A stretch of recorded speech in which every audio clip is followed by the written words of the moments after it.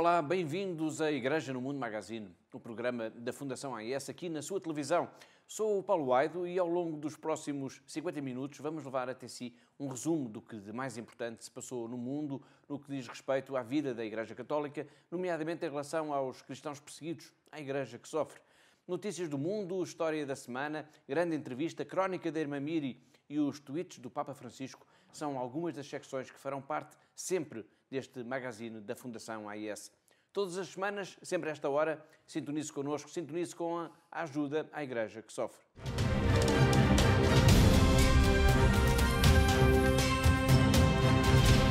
Madagascar, um sacerdote foi assassinado e um diácono ferido gravemente em mais um incidente grave contra a comunidade cristã. O sacerdote foi assassinado na passada semana em Ambendrana, no Madagascar, em consequência de um assalto ao centro capuchinho existente nesta localidade. Este assalto veio relançar o clima de insegurança que se vive nesta ilha africana, pois têm sido cada vez mais frequentes os ataques contra instituições religiosas. Recorde-se que no primeiro dia de abril registrou-se mesmo um violento assalto no convento das Irmãs de Nossa Senhora de La Salette, em que algumas irmãs e hóspedes foram mesmo agredidas sexualmente.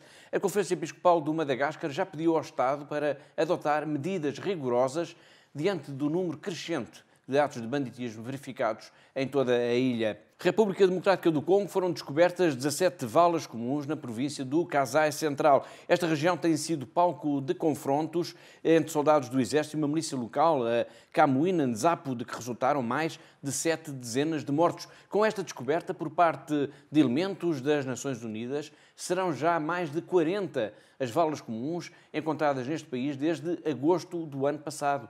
Nos referidos confrontos, há relatos de vítimas que teriam sido assassinadas em suas casas por soldados do Exército quando procuravam elementos daquelas milícias. A ONU também recebeu relatos de mulheres e raparigas abusadas sexualmente pelos soldados. Por outro lado, os elementos da referida milícia terão recrutado centenas de crianças e realizaram ataques contra igrejas e edifícios governamentais, assim como escolas, hospitais e esquadras da polícia.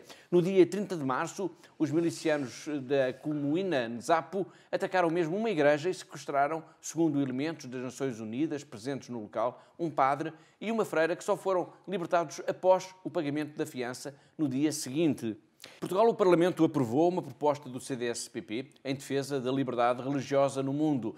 Esta aprovação ocorreu na sexta-feira, dia 21, e resultou de uma resolução do CDS-PP que visa levar o Governo a defender nas mais altas instâncias internacionais o princípio da liberdade religiosa no mundo. O Governo de Lisboa fica agora implicado com esta decisão dos deputados, em que é solicitada uma atuação firme, ativa e global na defesa da liberdade religiosa em organismos como o Conselho de Direitos Humanos das Nações Unidas, o Conselho Europeu e, em particular, o Conselho dos Negócios Estrangeiros. Esta notícia vai ser tema de destaque em análise aqui a seguir a este noticiário com a Catarina Martins, a diretora da Fundação AIS em Portugal. Indonésia, o governador cristão de Jakarta arrisca uma pena de prisão por julgamento por blasfémia, 2 anos de pena suspensa ou 1 ano de prisão efetiva em caso de reincidência. É o que pede a acusação para o governador de Jakarta, Basuki Purnama, mais conhecido por Ahok, o que está portanto a ser julgado pelo crime de blasfémia. A acusação foi conhecida recentemente durante a 15ª sessão de julgamento, em que as autoridades estão a avaliar uma declaração proferida por Ahok, como governador da cidade, capital da Indonésia, em que alegadamente conteria elementos impróprios para a religião muçulmana. Nessa declaração, a Ahok classificou como sendo errada a interpretação de alguns teólogos muçulmanos sobre um versículo do Alcorão, segundo o qual os muçulmanos apenas podem eleger dirigentes muçulmanos. O julgamento de Ahok tem sido visto como um exemplo da crescente intolerância religiosa da Indonésia, país que tem registrado um forte aumento de ataques contra as minorias, incluindo os cristãos, de onde se observa uma crescente influência de radicais islamitas. Além do julgamento, Ahok tem estado também no centro das atenções na Indonésia, também por causa do combate eleitoral em que se submeteu como governador. Consequência ou não da acusação de blasfémia e do correspondente julgamento, a verdade é que o cristão Purnama perdeu a pugna eleitoral a 19 de abril.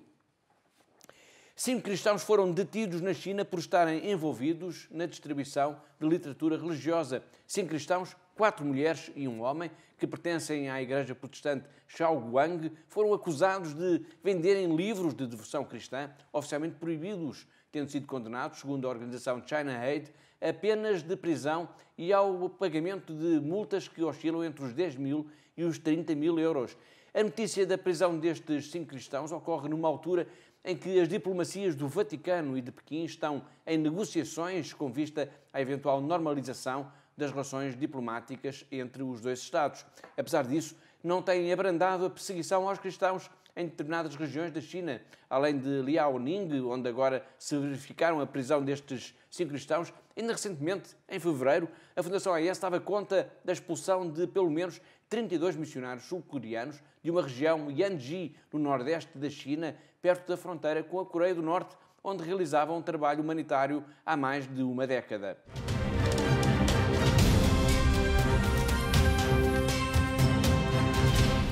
Olá de novo, tal como dissemos há pouco, a questão da liberdade religiosa voltou a ser discutida na Assembleia da República em Portugal. Tenho agora aqui comigo em estúdio a diretora da AIS em Portugal. Olá, Catarina. Olá, Paulo. Com quem vamos agora desenvolver um pouco este tema. Esta iniciativa, que tem a assinatura da bancada do CDS-PP, é essencialmente uma recomendação que visa levar o Governo a defender nas mais altas instâncias internacionais o princípio da liberdade religiosa no mundo. Sim, Paulo, é verdade, de facto, e ficamos muito contentes por mais uma vez este tema que nos é tão caro ser debatido na casa-mãe da nossa democracia, a Assembleia da República, em que este tema da liberdade religiosa volta a ser uma vez mais debatido. E, como o Paulo disse, de facto, a partir de agora o Governo de Lisboa fica com esta obrigação de levar às mais altas instâncias e ter uma atuação firme, ativa e global relativamente a este tema da liberdade religiosa. Nós temos uma entrevista em exclusivo com a deputada Ana Rita Bessa, uma das principais proponentes desta iniciativa parlamentar. Mas antes de ouvirmos, Catarina, referir que, apesar de esta ser uma questão, digamos assim, que não opõe nem o Governo nem a oposição, nem da esquerda nem da direita, pois trata-se de defesa de direitos humanos, de vidas humanas, esta proposta não teve a unanimidade do Parlamento. É verdade, Paulo, e ao contrário do que nós poderíamos imaginar, de facto não foi votado unanimemente e, assim sendo, o que aconteceu efetivamente foi que o CDS-PP e o PSD votaram a favor, o Partido Socialista e o Bloco de Esquerda abstiveram-se, enquanto que o PCP e os Verdes votaram contra esta proposta. A abstenção do PS e do Bloco foi justificada, acima de tudo, pelo facto do documento levado à discussão e votação na Assembleia se ter referido especificamente em relação aos cristãos. Sim, efetivamente, na resolução que o CDS-PP levou à discussão à Assembleia da República, destacava-se os factos e vários documentos e estudos que tiveram acesso, entre os quais os documentos da Fundação AIS, em que alertávamos, de facto, para a questão do aumento da discriminação da comunidade cristã. Mas não foi só a Fundação AIS a fundamentar, digamos, a proposta do CDS. Não foi.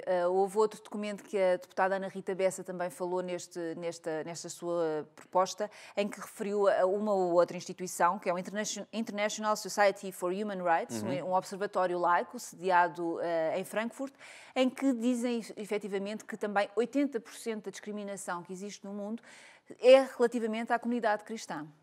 Muito bem, obrigado, Catarina. Nós temos o registro dessa intervenção no Parlamento em que Ana Rita Bessa, a deputada do CDS-PP, fundamentou esta resolução que leva agora o Governo a ter de defender nos palcos internacionais a questão da liberdade religiosa. Vamos ver.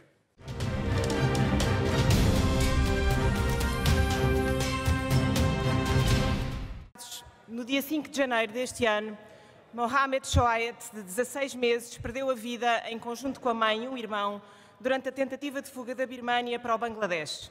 Fugiam da perseguição de que são alvo por serem muçulmanos num país maioritariamente budista.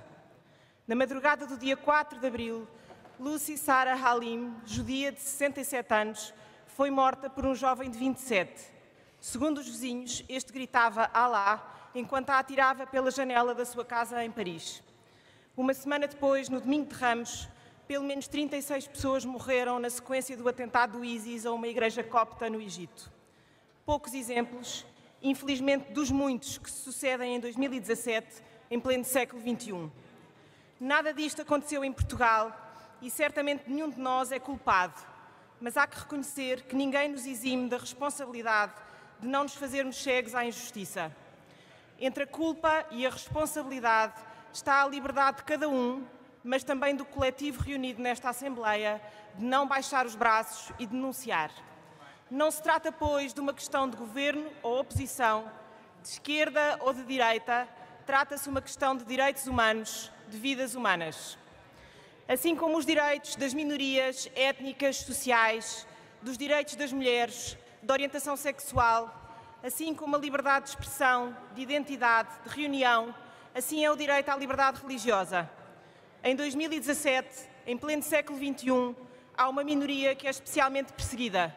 Os seus lugares de culto restringidos ou destruídos, a sua identidade contestada ou ameaçada.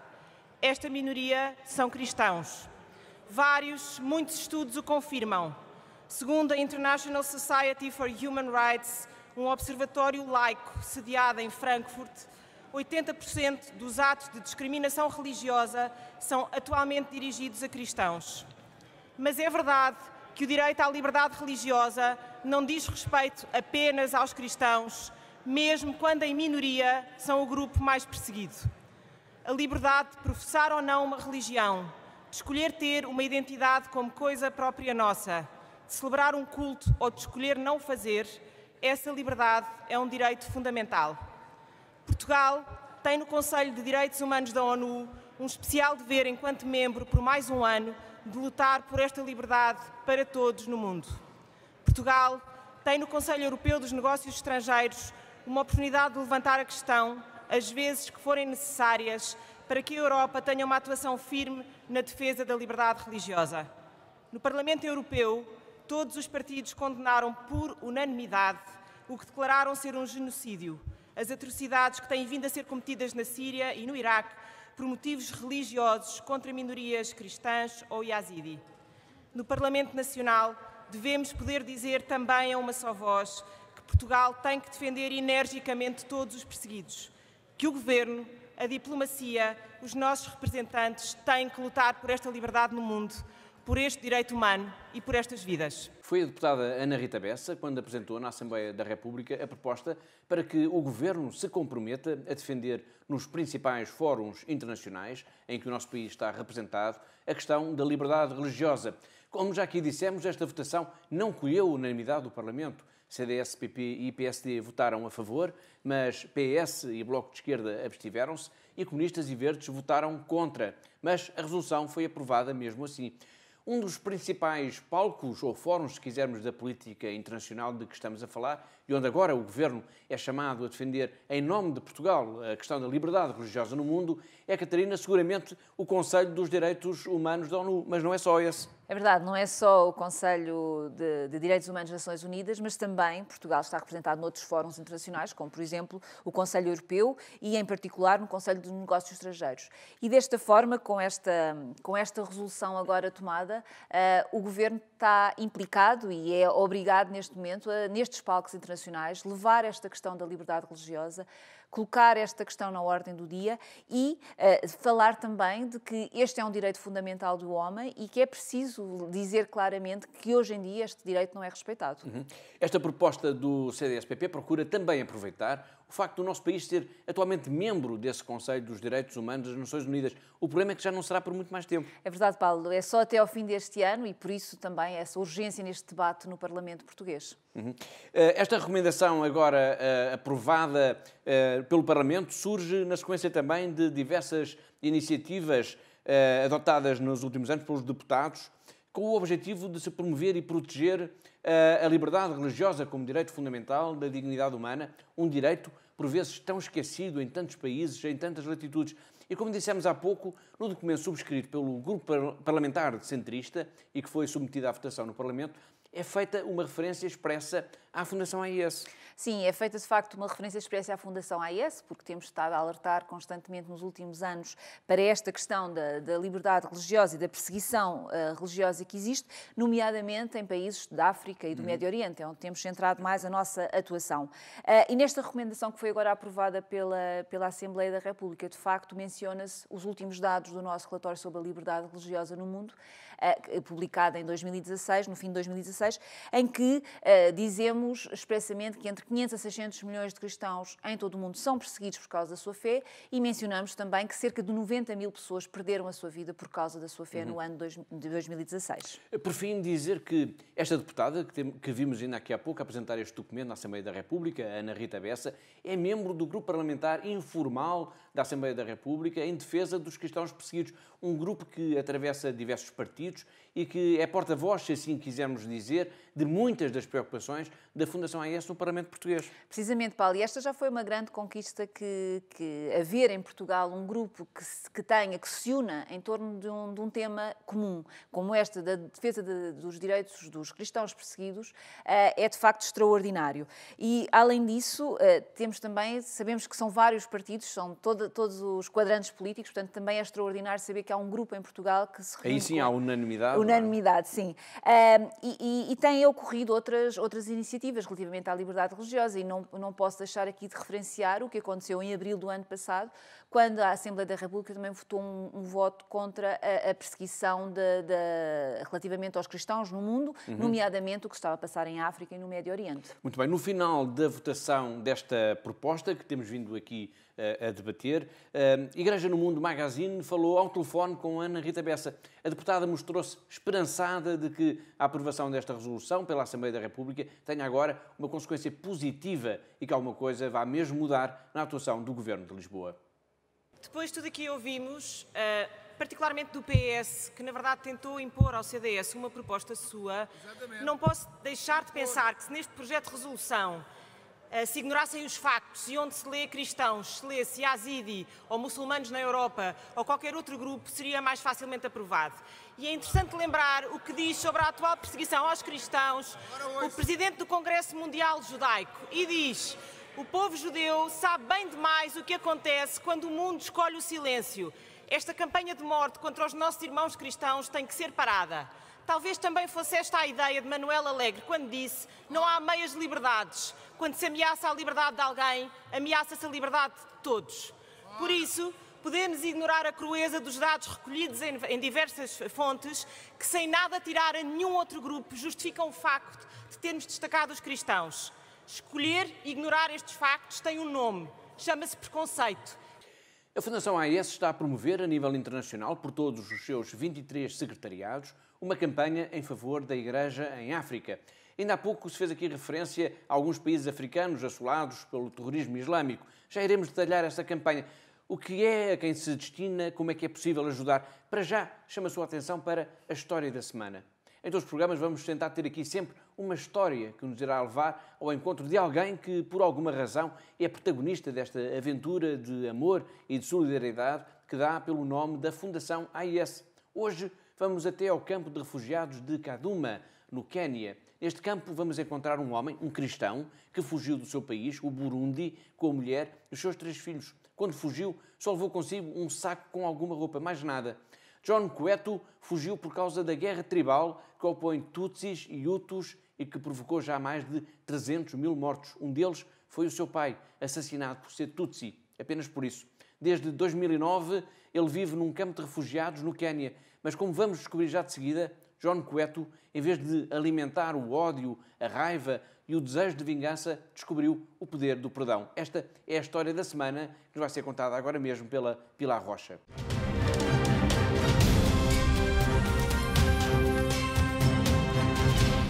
É fácil descobrir John Kwetu todos os dias, quando ainda o sol não se espreguiçou e a noite continua a esconder as centenas de tendas e barracas que albergam quase 200 mil refugiados. Às 6 da manhã começa a missa em Kakuma, no campo de refugiados, e invariavelmente lá está John Kwetu. Aliás, ele chega sempre antes, pois gosta de ajudar, varrendo o pó, limpando a terra seca que se espalha por todo o lado, como se quisesse sepultar debaixo de si os vestígios do presente. Todos os dias John vai à missa, todos os dias reza o terço e todos os dias procura ganhar coragem para não desistir dos seus sonhos. A história da vida de John Kwetu cabe toda em 2-3 minutos. Por causa do ódio entre Tutsis e Hutus, o Burundi viveu uma temível guerra civil durante mais de uma década. O conflito começou em 1993 e calcula-se que terão morrido mais de 300 mil pessoas.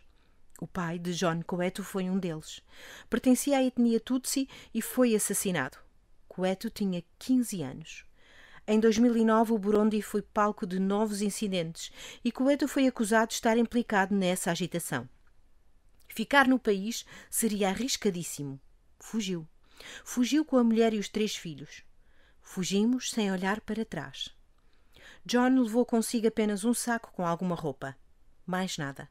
Os 5 atravessaram o Burundi para a Tanzânia até conseguirem chegar a Kakuma, ao campo de refugiados, situado na fronteira entre o sul do Sudão e a Etiópia. Foi uma viagem de quase 2.000 quilómetros. Ir à missa, rezar o terço, sempre às 3 horas da tarde, tornaram-se rotinas cotidianas, tal como confessar-se ao padre salesiano. Depois de ter limpa a igreja, é tempo de a minha alma ser também purificada, diz-nos, acrescentando que depois de ter estado com o padre, sente-se limpo, e isso dá-lhe forças para encarar a vida com outros olhos. Permite-me começar de novo. Dá-me esperança. Uma esperança que nasceu no dia em que Koueto descobriu que o amor é mais forte do que o ódio, que o perdão é mais poderoso do que a vingança. A própria história da sua família é um bom exemplo disso, do poder do amor. A minha mulher pertence à etnia Hutu, mas eu sou Tutsi. O meu pai foi morto por ser Tutsi em 1993, quando eu tinha 15 anos. No entanto, eu rezo pelos meus inimigos. Já lhes perdoei. Aprendi isso com o Evangelho e tento ser misericordioso. Mas é difícil perdoar aos inimigos. Só rezando e esquecendo. Ali no Quênia, no campo de refugiados, vivem pessoas oriundas do Burundi, do Sudão do Sul e da Somália. São quase 200.000. Todos eles, tal como John Koueto, sua mulher e filhos, foram forçados a fugir de suas casas, dos seus países. Todos eles precisam da nossa ajuda. Todos eles precisam também das nossas orações para descobrirem, tal como John Koueto, que o amor é mais forte do que o ódio e que o perdão é mais poderoso do que a vingança. É para todos eles, para os ajudar, que a Fundação AIS lançou uma enorme campanha de solidariedade nesta quaresma. John Koueto pode contar com a sua ajuda? Foi a Pilar Rocha a relembrar-nos como têm sido os dias de John Koueto e da sua família no campo de refugiados de Kaduma, no Quênia. Uma história que começou no Burundi, o país onde Koueto nasceu, mas de onde teve de fugir, tal como milhares de outros homens, mulheres e crianças, por causa do conflito tribal e da violência extrema que reina nesta região desde há décadas. Foi também a pensar nos cristãos do Burundi e do Quênia que a Fundação AIS lançou uma campanha de solidariedade. Acabámos de ouvir isso mesmo no final da história da semana. John Koueto pode contar com a sua ajuda, com a sua solidariedade. Vamos então falar desta campanha de solidariedade para com a África. Catarina, antes de explicarmos em linhas gerais que campanha é esta, vamos ver um pequeno filme produzido pela Fundação AIS e que nos vai ajudar a compreender melhor o alcance desta grande iniciativa da ajuda à Igreja que sofre. In the beginning, God created the heavens and the earth. God said, "Let the earth produce every kind of living creature." And so it was. God created man in the image of himself, both male and female, to multiply and live in communion. God was pleased. God blessed the world with a beautiful continent, Africa. Yet mankind allowed evil to enter into the world. Africa too has suffered. Poverty, corruption and war claim the lives of Africa's most innocent, devastating churches, schools, hospitals, nations. Despite such violence and destruction, God is with us and we are blessed.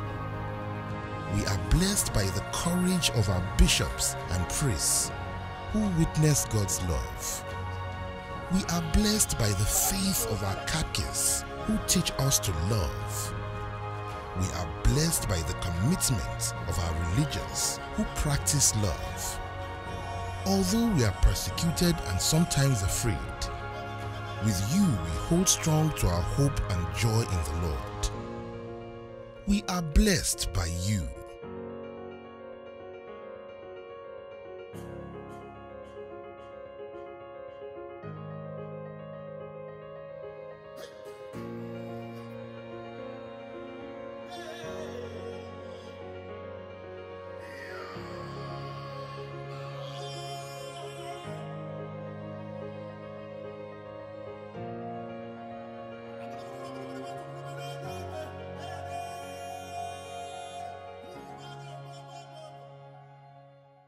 Esta é uma campanha que tem um lema: a sua fé é a nossa esperança. Acabámos de ver no filme que todos os anos a AIS, a Ajuda à Igreja que Sofre, apoia em África mais de 1.800 projetos, mais de 4.500 religiosas e mais de 4.000 seminaristas. Mas qual é, em linhas gerais, Catarina, o grande objetivo desta iniciativa da Fundação AIS? Bom, o principal objetivo desta campanha, de facto, é alertar os nossos benfeitores e amigos para estas situações de emergência que há neste continente africano, um continente com inúmeras situações de pobreza, de guerra e que acolhe cerca de 1.100 milhões de habitantes, dos quais 250 milhões são católicos. Situações de emergência que são, em muitos países, uma consequência direta de guerras e de pobreza, como já aqui analisámos. É verdade, Paulo, e de facto, através desta campanha, a Fundação AIS quer dar a conhecer, quer alertar para a situação que se está a passar em África, em muitos países, que não é só essa violência que o Paulo agora acabou de falar, mas também o terrorismo islâmico, são as questões de conflitos de tribais, da pobreza, portanto, é toda a situação que está a viver no continente africano que queremos alertar, queremos dar a conhecer e depois falar de casos concretos, como países como a Nigéria, a República Centro-Africana, a República Democrática do Congo, Sudão do Sul, são apenas alguns dos países que queremos focar para dar, de facto, a conhecer a situação que se está a passar neste continente africano. Um dos objetivos desta campanha, para além da ajuda material, como é evidente, pretende-se também lembrar ao mundo que a perseguição aos cristãos não ocorre apenas no Médio Oriente. É verdade, nós temos estado muito focados, o mundo em geral tem estado muito focado com o que acontece no Médio Oriente, com a perseguição aos cristãos nestes países do Médio Oriente, mas também é preciso lembrar o que é que se está a acontecer noutros contextos, como o continente africano, que de facto também são um continente onde há esta perseguição religiosa e onde é preciso de facto alertar os nossos benfeitores e amigos para esta situação.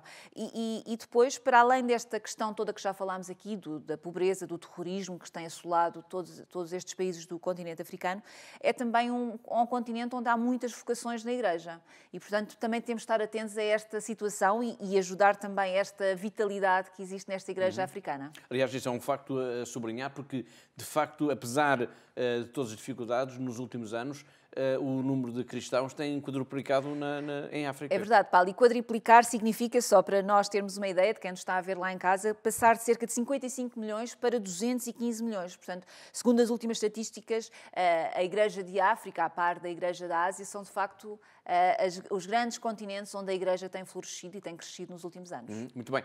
A África é, de certa forma, podemos assim dizer, a par desse pulmão verde que tem estado a oxigenar a Igreja, com o aumento prodigioso de vocações que a Catarina acabou de referir, também um continente marcado pelo sofrimento, pela violência extrema, por vezes de origem tribal, e pela fome e pobreza. E a campanha também pretende recordar isso tudo. Sim, é este, de facto, um dos grandes objetivos. É procurar sensibilizar todos os cristãos de todo o mundo, em particular aqui em Portugal, do que é que se está a passar no continente africano. Relembrar, dar a conhecer e dizer que há, de facto, milhares e milhares de pessoas que vivem numa pobreza que é inimaginável para nós. E só para quem nos está a ver lá em casa, para terem uma noção do que é que se passa, mas os 25 países mais pobres do mundo são africanos, com exceção apenas do Afeganistão. E na África subsaariana, por exemplo, acolhe cerca de 18 milhões de refugiados neste momento, ou seja, cerca de 26% da população total de refugiados do mundo. Obrigado, Catarina. A campanha de África, lançada a nível internacional durante a Quaresma, foi aí que arrancou pela Fundação AIS, vai ser um dos temas em foco ao longo das próximas semanas, aqui em Igreja no Mundo Magazine. Conhecer mais para podermos ajudar melhor é também um dos lemas aqui neste programa. A República Centro-Africana é outro dos países mais problemáticos de África, onde é mais necessária, portanto, a ajuda da Fundação AIS. Ainda recentemente, a cidade de Bocaranga foi palco de episódios de extrema violência, que nos leva sempre a confrontos entre os grupos dos Xeleca e dos Antibalaka. Eles têm espalhado o terror e a morte entre as populações civis. E no meio deste caos, a Igreja Católica tem procurado ser como que um travão à violência, afastando grupos rivais, anulando desconfianças, procurando acabar com esta quase guerra civil na República Centro-Africana.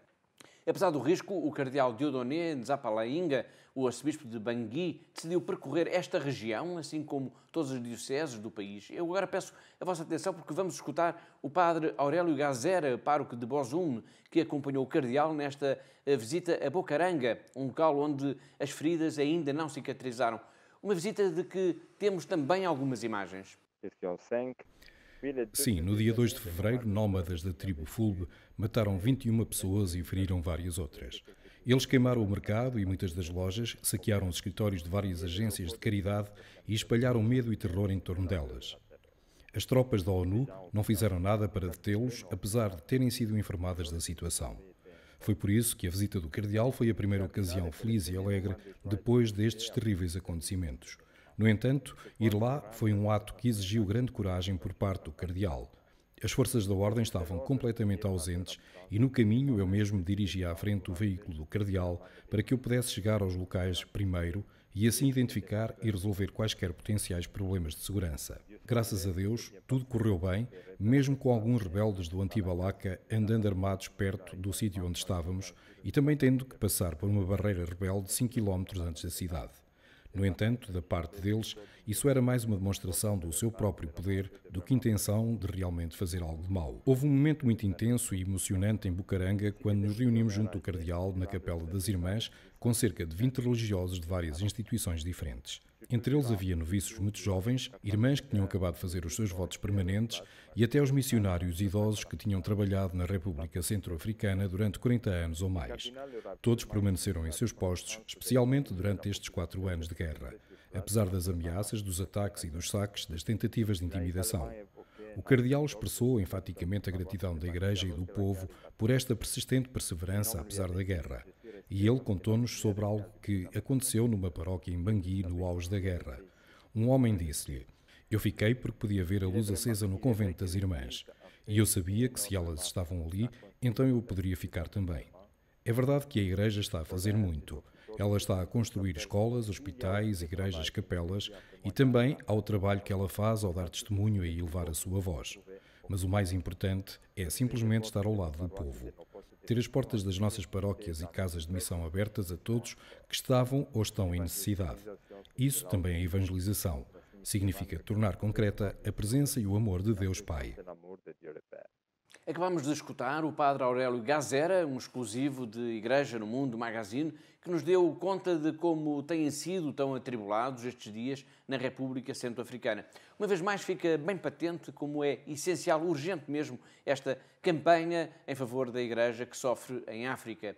Para ficarmos a conhecer melhor o objetivo desta iniciativa, que vamos acompanhando aqui ao longo dos próximos programas, ao longo das próximas semanas, vamos exibir alguns filmes. São quase sempre filmes curtos, nunca mais do que 2, 3 minutos, mas que nos vão explicar as tristezas e os pesadelos, mas também as alegrias e os sonhos dos cristãos de África. Eu proponho agora, para começar esta série, um pequeno filme sobre a Bíblia das crianças e o trabalho da catequese que é desenvolvido pela Igreja Católica no Sudão do Sul. Precisamente um país que já aqui referimos, que é um país que está em guerra, com milhares de pessoas em fuga, é também o país onde tantos catequistas, tantas irmãs, tentam contrariar essa onda de violência com a esperança num futuro melhor. Costuma dizer-se que há sempre um português em qualquer lugar do mundo. Talvez não seja inteiramente verdade, não sabemos, mas a nossa próxima convidada é uma jovem portuguesa que nasceu numa aldeia perto do Milharado, ali para os lados de Torres Vedras, e decidiu que queria seguir a vida religiosa. Até aqui nada de mais. A diferença é que a fomos encontrar a viver em plena Síria, um país em guerra, onde os cristãos têm vivido tempos bem difíceis. Fomos encontrá-la em plena Síria, que é o mesmo que dizer num mosteiro de São Tiago Mutilado, em Cara, uma zona montanhosa perto da fronteira com o Líbano. Pois bem, todas as semanas ela vai fazer-nos companhia aqui em Igreja no Mundo Magazine, através das crónicas que nos envia por telefone. Hoje ela vai recordar-nos uma viagem que fez, juntamente com a sua massa superiora, a Alepo, num dia em que, vindos da frente de combate, chegaram uns militares a esta cidade mártir. É uma história que nos conta como com um pouco de betadine pode fazer-se um curativo ou um estilhaço. Mas mais importante do que esse curativo é o poder de uma imagem de Nossa Senhora. Esta, no fundo, é a história. Uma pagela com uma imagem de Nossa Senhora deu um conforto especial a um desses soldados que iria regressar de alienada para a frente da guerra.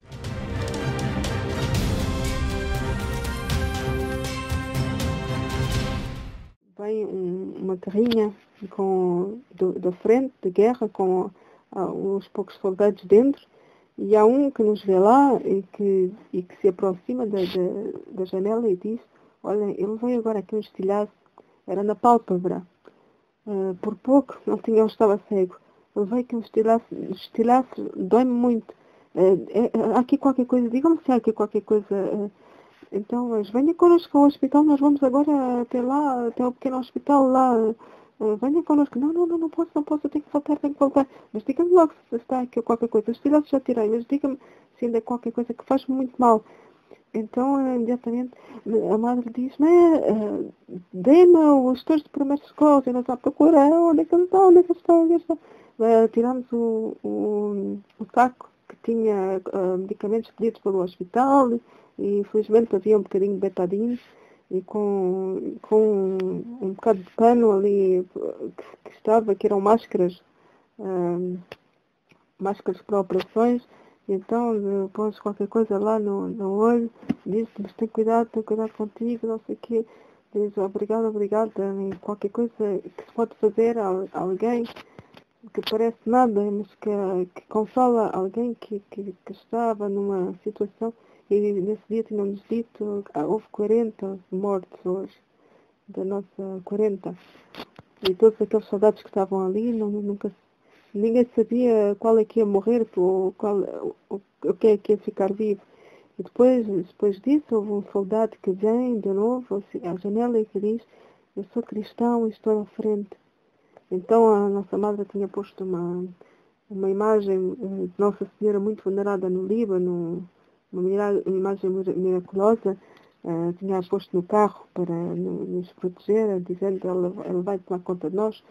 E então ela tira e diz, toma esta, toma e fica com ela. E depois vemos-lo mais tarde que ele pegou e que a pôs contra si e que a guardou. É realmente tocante.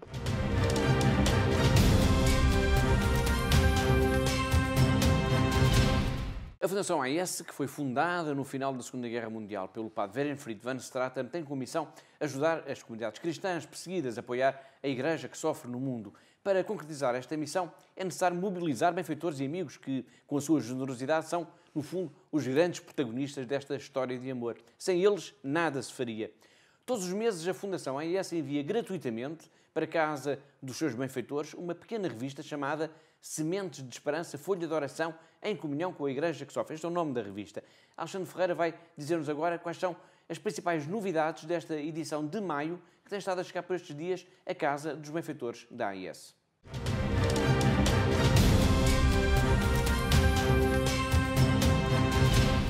Este mês de maio é ainda mais especial este ano, no centenário das aparições de Nossa Senhora em Fátima.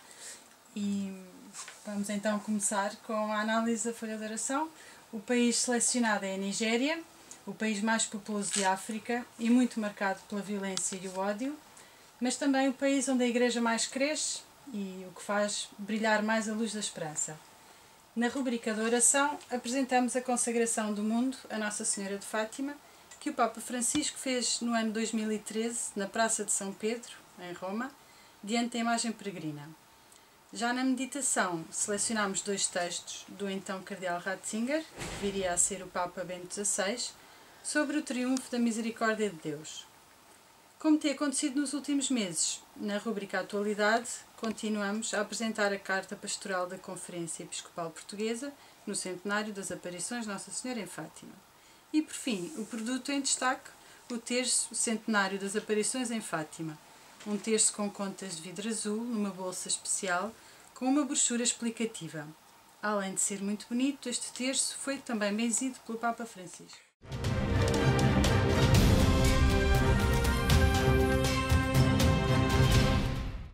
Ficámos a conhecer um pouco quais vão ser os destaques, digamos, os conteúdos desta folha de oração. E tenho a certeza, Catarina, que muitos dos nossos telespectadores também quererão receber gratuitamente esta revista. Para o fazer, o que é necessário? É muito fácil, Paulo, e aproveitas aqui o desafio para quem nos está a ver lá em casa, para nos pedirem um exemplar desta folha de oração, Sementes de Esperança, e poderem colaborar também com esta instituição, com a ajuda à Igreja que sofre, através desta folha de oração ou através desta campanha que já falámos aqui, a campanha de África. E, portanto, acho que ajudar a Igreja que sofre, esta Igreja que é perseguida, que é necessitada deve ser uma das nossas prioridades na vida. E por isso todos os nossos telespectadores têm agora esta oportunidade de o fazer, entrando em contacto connosco, e poderão ver em rodapé passar o nosso site, onde poderão ter acesso a todas as informações, tanto a esta folha de oração como também à campanha de África, e poderão também ligar-nos também para o nosso número de telefone 21-754-4000, que também estará a passar em rodapé neste momento, e basta entrar em contacto connosco, pedir mais informações e tentar, dentro da medida do possível de cada um, ajudar nestas nossas campanhas que estamos a decorrer. Eu aproveito, Paulo, para dar também aqui uma outra sugestão. Estamos neste momento a entregar o nosso IRS e, por isso, podemos também ser solidários no nosso IRS com a entrega da consignação de 0,5% do nosso IRS. E a Fundação AIS é também uma das instituições que poderá, a quem poderemos doar os nossos 0,5% do nosso IRS. E para isso é muito fácil, e vou aqui dizer exatamente, mas também estará a passar depois em rodapé como poderemos fazer, mas é no preencher o quadro 11 do modelo 3 e colocar uma cruz no campo 1101. A partir deste momento basta escrever o nosso número de contribuinte, que também está a passar em rodapé, e assim desta forma, de uma forma fácil, sem custos, estará já a ajudar a Igreja que sofre, estará já a ajudar esta Igreja perseguida, esta Igreja necessitada, estes nossos irmãos de África, Médio Oriente. Muito bem, muito obrigado. Temos, de facto, muitas lágrimas para secar o mundo. Ao longo deste programa temos vindo aqui a centrar grande parte da nossa atenção em África, mas, infelizmente, no mundo há muitas regiões, há muitos países onde os cristãos são perseguidos, são expulsos de suas casas, são agredidos, são violentados, são mortos, apenas por causa da sua fé, apenas por serem cristãos. O Médio Oriente é uma dessas regiões. O Iraque e a Síria são alguns dos países onde mais se tem acentuado essa perseguição. Ainda há pouco escutámos aqui a crónica da irmã Miri, que está a viver em Cara, num mosteiro situado precisamente na Síria. Mas poucas pessoas podem falar com mais propriedade da perseguição religiosa do que o padre Douglas. Ele foi sequestrado no Iraque, foi agredido e quase morreu às mãos dos seus torturadores, mas sobreviveu. Hoje ele é um símbolo, digamos assim, da resistência pacífica dos cristãos. Ele enviou-nos uma mensagem. Ele pede para estarmos atentos, pede para acordarmos para essa realidade da perseguição aos cristãos no mundo. Ele diz-nos que não podemos mais fingir que não sabemos, não podemos mais ignorar os pedidos de ajuda que nos chegam de tantos países do mundo. What would you like to say to the Christians here in Europe? What would you like to say to those who are watching us? First of all, I ask you to wake up. If you are going to just be silent, it's the same thing that you are sharing. Those they are persecute us. So don't be silent. If you can, don't just watch. Take the action and wake up.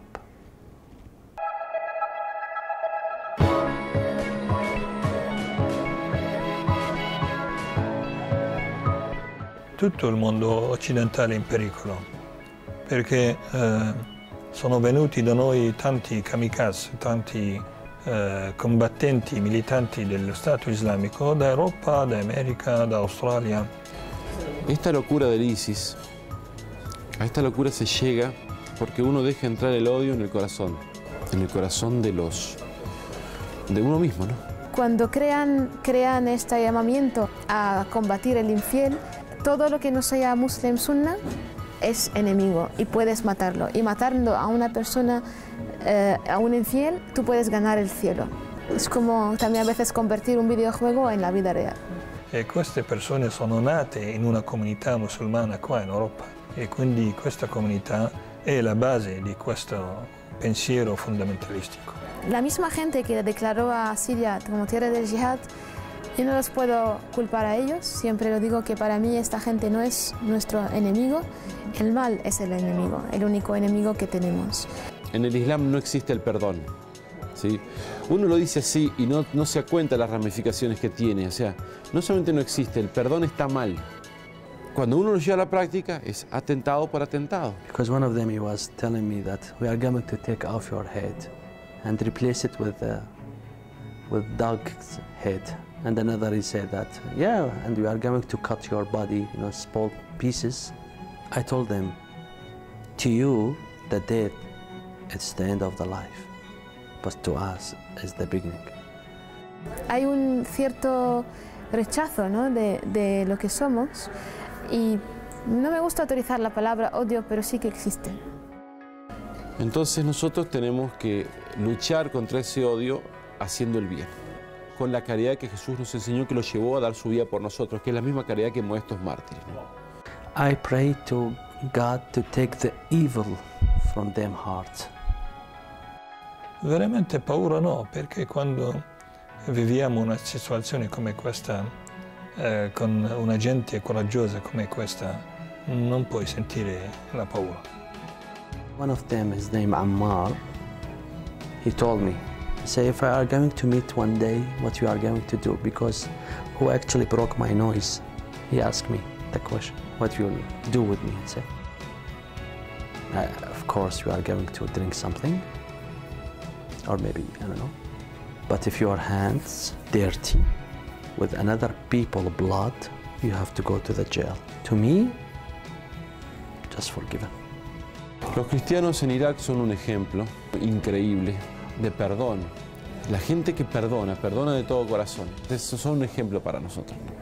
Veramente hanno tanta tristezza da una parte perché hanno perso le loro case, la loro terra, le proprietà, hanno perso tutto. Ma dall'altra parte sono molto fiduciosi in Dio. Hanno questa fiducia in Dio che Dio non li lascia. Ovunque sono, in qualsiasi posto nel mondo, loro sono sempre fedeli a Dio. Su testimonio de fe es fabuloso.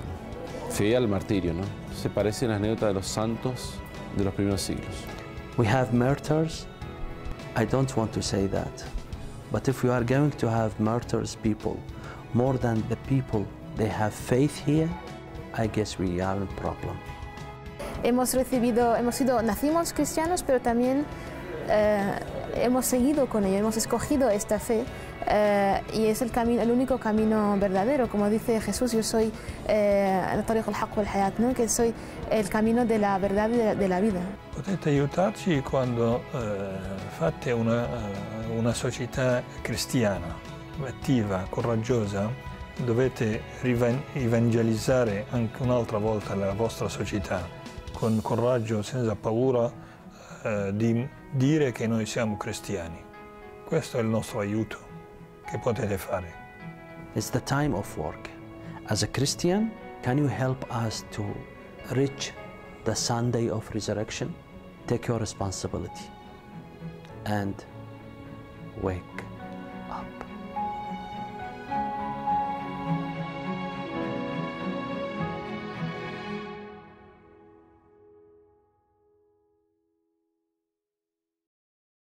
Um dos países onde é mais visível, digamos assim, a perseguição aos cristãos é a China. Recentemente esteve entre nós um diácono que pertence à chamada Igreja Clandestina. Ao longo das próximas semanas vamos escutar uma longa entrevista que fizemos com ele. Mas antes de iniciarmos essa entrevista, vamos, Catarina, falar um pouco deste país.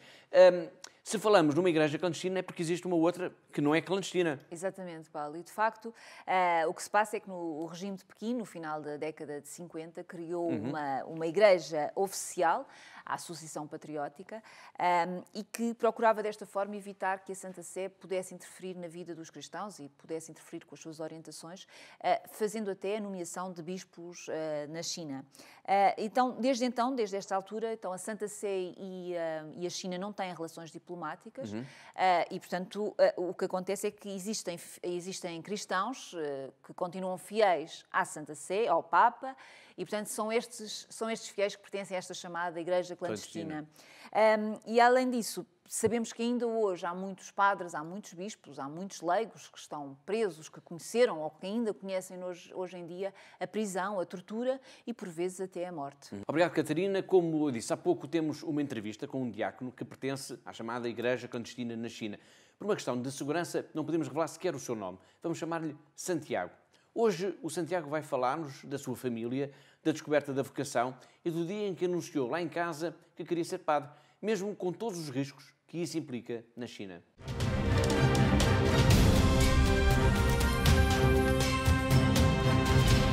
La vocación para mí ha sido un don del Señor. Cuando tenía 15 años, yo veía que en mi zona o en China, en la diócesis, había muy pocos sacerdotes para cuidar a los fieles, como ellos tienen esta necesidad, ¿no?, de ser atendidos. Por eso yo decidí, pero por la gracia del Señor, ser un sacerdote luego. Mas a sua família era uma família cristã? Sí, la familia toda es cristiana, porque mis padres, mis abuelos, todos son católicos. E todos eles pertenciam à chamada Igreja Clandestina, aquela igreja que é fiel ao Papa e ao Vaticano. Sí, ciertamente, porque eso tenemos que ver un poco de la historia, ¿no? Porque la Iglesia oficial nació en el 52, más o menos. El gobierno creó esta iglesia para controlar los católicos, ¿no? Entonces, otra parte, la parte que no ha querido ser sometida al gobierno, entonces ellos se han metido en la clandestinidad para vivir la fe. Quiere decir, para vivir la fe que ellos han recibido. E quando o Santiago tomou a decisão de seguir a vida religiosa, a ideia de pertencer à igreja clandestina não o assustou? La iglesia clandestina. Não teve medo?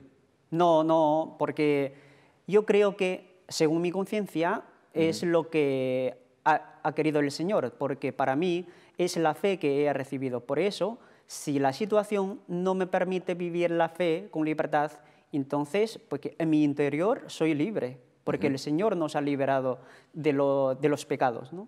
Por eso, miedo nunca he tenido, porque siempre confiando en el Señor, porque el Señor siempre nos da fuerza y gracia para vivir nuestra fe. E quando tomou essa decisão de seguir a vida religiosa, quando anunciou aos seus pais que queria ser padre, o que é que eles disseram? Ficaram contentes? Toda la familia, sí, ha sido muy contenta. Eso también tenemos que ver con la vocación de mi hermano. Yo tengo un hermano sacerdote. Cuando él dijo a mis padres que quiere ser un sacerdote, y que sobre todo mi padre que no ha querido en aquel entonces, ¿no? Pero cuando yo dije a mis padres que yo quiero ser sacerdote también para servir a la iglesia, entonces toda la familia ha estado muy contenta porque ellos agradecen también al Señor por esta gracia, ¿no? Porque tenemos dos vocaciones de la misma familia. Tener una vocación es una bendición, una gracia del Señor. Por eso todos están muy contentos.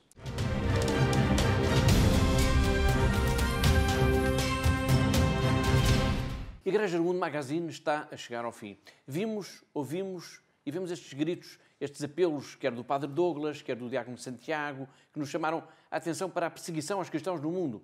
Se vemos, ouvimos e lemos, não podemos mais ignorar esta realidade. Agora vamos até ao Vaticano. Vamos ao encontro do Papa Francisco, que ainda recentemente assinalou os 4 anos de pontificado. O Santo Padre tem seduzido milhões de pessoas em todo o mundo pela forma afável, franca, direta e simples como comunica.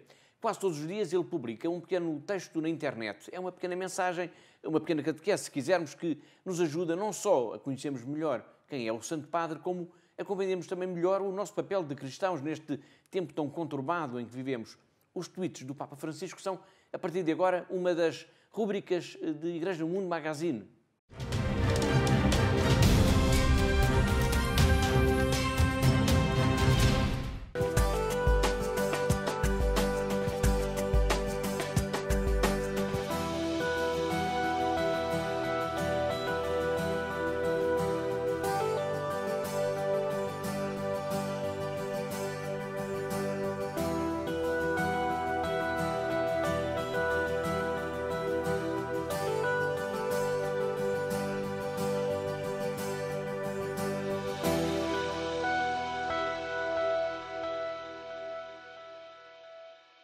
Foram os tweets do Papa Francisco. Estamos mesmo a chegar ao fim do nosso programa, mas, Catarina, todos os meses o Santo Padre tem como que propõe um tema de oração aos cristãos em todo o mundo, e ainda recentemente, no mês de março, A proposta de Francisco, do Papa Francisco, estava muito ligada à Fundação AIS. É verdade, Paulo, mesmo muito ligada. Foi a proposta de oração do Papa para o mês de março, do passado mês de março, foi de facto rezar pelos cristãos perseguidos e tem sido uma constante neste pontificado do Papa alertar sobre a situação dos cristãos perseguidos, pedir as nossas orações, olharmos para estes nossos irmãos e olharmos também para o seu testemunho de fé. Portanto, tem sido uma constante. E para nós, a Fundação AIS, que estamos focados neste trabalho diariamente de ajudar e de alertar para a situação dos cristãos perseguidos no mundo, é para nós um consolo e é também uma motivação para continuarmos a fazer este nosso trabalho de defesa dos cristãos perseguidos no mundo. Ok, muito obrigado. Melhor do que tudo o que podemos dizer sobre esta mensagem, no fundo, é ouvir e ver o Papa Francisco a convocar os cristãos para rezarem com ele pelos cristãos perseguidos.